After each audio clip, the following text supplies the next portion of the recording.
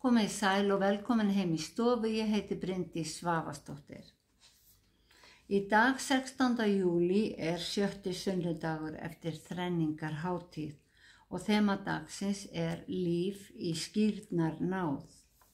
Í lexíunni segir Guð að hann sem gaf okkur lífsandan muni leiða okkur út úr myrkrinu. Í pistlinum segir Páll að í skírninni verðum við eitt í Kristi og í Guðspjallinu segir Jesús að hann sé kominn til að uppfylla lögmálið. En við skulum byrja þessa stund eins og alltaf á því að signa okkur og við segjum saman í nafni Guðs, Föður, Sonar og Heilags Anda. Amen. Heyrum heilagt Guðspjall sem er úr Matteussi 5. kafla. Ætlið ekki að ég sé kominn til að afnema lögmálið eða spámennina. Ég kom ekki til að afnema, heldur uppfylla. Sannarlega segi ég ykkur, þar til himinn og jörð líða undir lok, mun ekki einn smástafur eða stafkrókur falla úr lögmálinu, uns allt er komið fram. Hver sem því brýtur eitt af þessum minnstu boðum og kennir öðrum það mun kallast minnstur í himnaríki, en sá sem heldur þau og kennir mun kallast mikill í himnaríki. Þannig hljóðar hið heilaga Guðspjall. Já, þemað í dag er líf í skírnar náð. Áður en Jesús kvaddi lærisveina sína gaf hann þeim það sem við köllum skírnarskipun. Hann sagði farið og gerið allar þjóðir að lærisveinum, skýrið þá í nafni Föður og Sonar og Heilags Anda og kennið þeim að halda allt það sem ég hef boðið ykkur. Sjá, ég er með ykkur alla daga, allt til enda veraldar. Á dögum Jesú voru niðurdýfingaskírn og játning mælikvarði á upphaf nýs lífs með Kristi. Á seinni tímum hefur þetta breyst yfir í ungbarnaskírn og fermingu.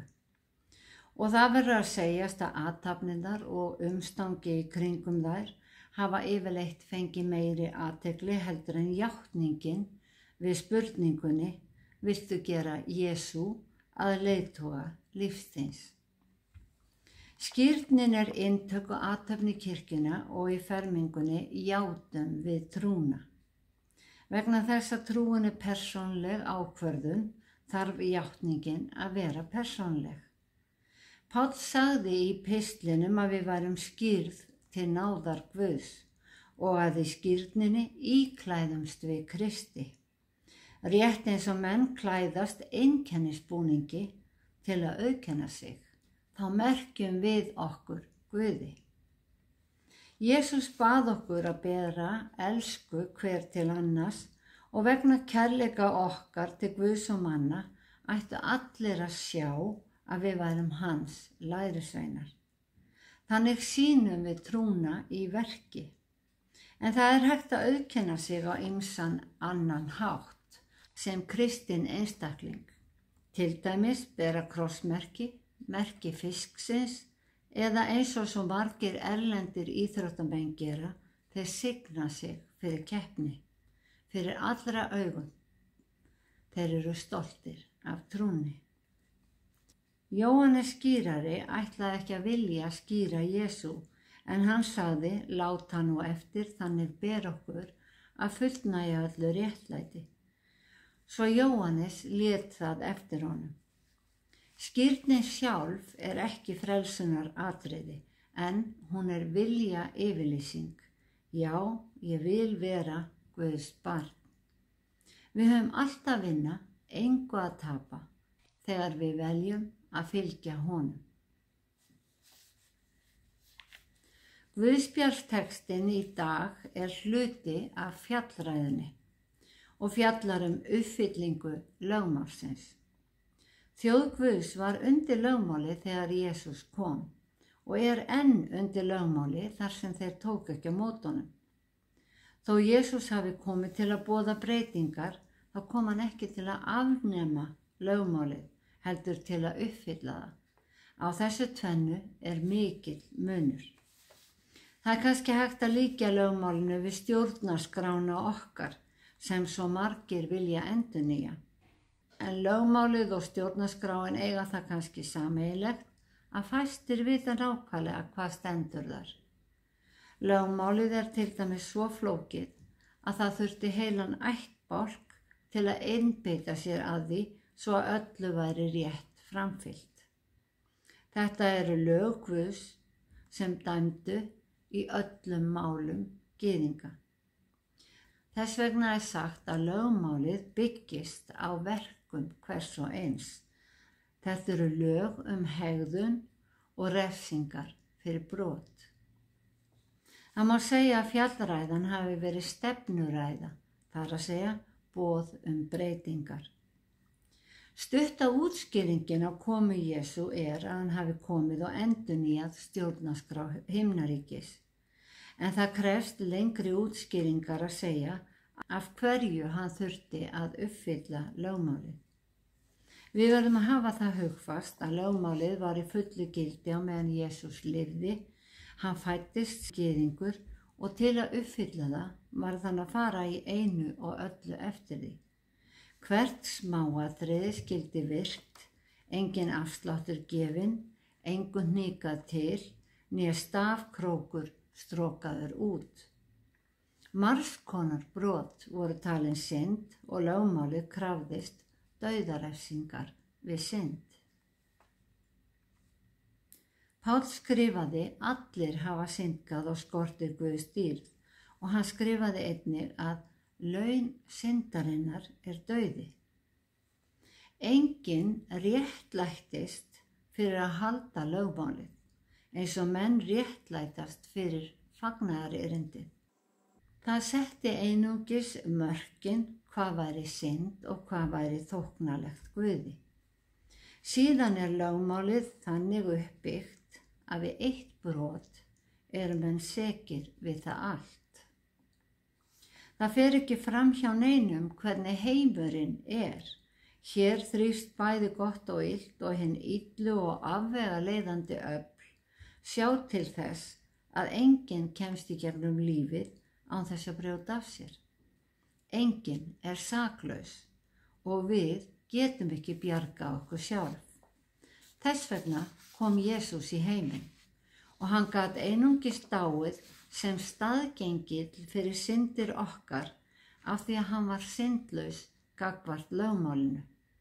Hann breytti ekki lögunum, hliðraði ekki til eða strikaði yfir ákvæði, heldur uppfyllti hann allar kröfur lögmálsins til hins minnsta stafkróks. Lögmálið var því réttilega ekki afnumið heldur uppfyllt þegar hann dó á krossinum.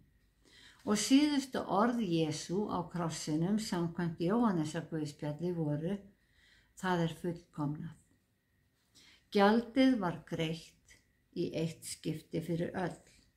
Og Páll skrifar: þess vegna er hver kristinn maður ekki undir lögmáli heldur undir náð Krists. Og okkur veitist sú náð fyrir trúna og aðeins fyrir trúna sem við erum skírð til. Þetta finnst mörgum svo ótrúlegt að Guð skuli hafi gert þetta svona einfalt fyrir okkur og að við skulum ekki þurfa að vinna einhver verk til að öðlast þessa náð. Þess vegna er ekki allar kristnar kirkjudeildir sammála að við séum ekki lengur undir lögmáli og vilja taka valin ákvæði og boðorðin 10 út úr því og segja að þau gildi áfram. Boðorðin sem voru hluti af lögmálinu réttlæta okkur ekki gagnvart Guði, en þau eru góðar reglur og ef við reyðum að halda þau verður auðveldara fyrir okkur að halda frið við Guð og menn.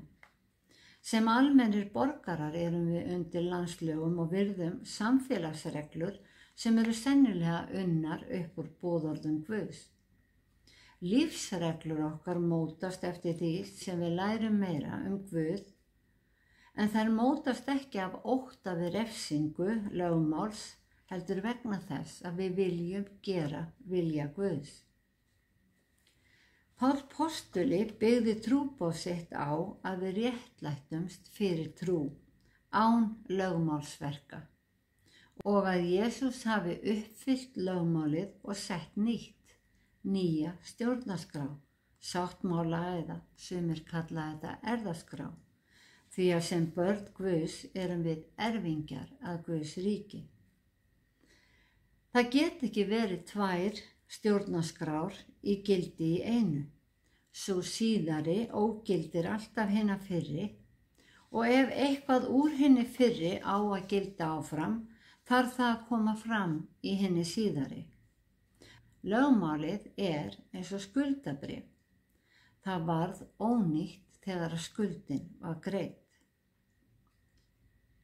Textin á undan Guðspjallinu eru sæluboðorðin sem í raun blessanir Guðs til þeirra sem voru utangarðs trúarlega séð. Sælir eru fátækir, syrgjendur, hóværir og svo framvegis. Síðan kemur textin sem var Guðspjalli í dag uppfyllingu lögmálsins og í framhaldinu boðar Jesús breytingar. Hann tekur þarna að minnst 3 boðorð morð, hórdóm og að vinna rangan eið og segir: Þið hafið heyrt að sagt var. Og svo rekur hann viðurlög lögmálsins við brotinu. Síðan setur hann ný viðmið þegar hann segir: En ég segi ykkur. Og ef við drögum skilaboðin saman, þá eiga menn að leggja áherslu á að hafa hreint og friðelskandi hjarta, því að Guð vill búa í hjörtum okkar. Já, þemað í dag er líf í skírnar náð, og Páll sagði að við værum skírð til náðar Guðs, því að á þeim tíma játaði fólk trúna í skírninni, og játningin var, og verður alltaf mikilvægust. Verum því óhrædd að opinbera trú okkar á Guð sem við treystum fyrir öllu. Guð sem við biðjum til í erfiðum aðstæðum, áköllum í ótta og þökkum fyrir bænheyrslu og velgengni. Gefum honum sem fyrirgefur okkur öll feilspor, dýrðina og þökkum fyrir náðina sem okkur veitist og gerir okkur að börnum hans. Eins og segir í Sálmi 107, þakkið Drottni því hann er góður, miskunn hans varir að eilífu.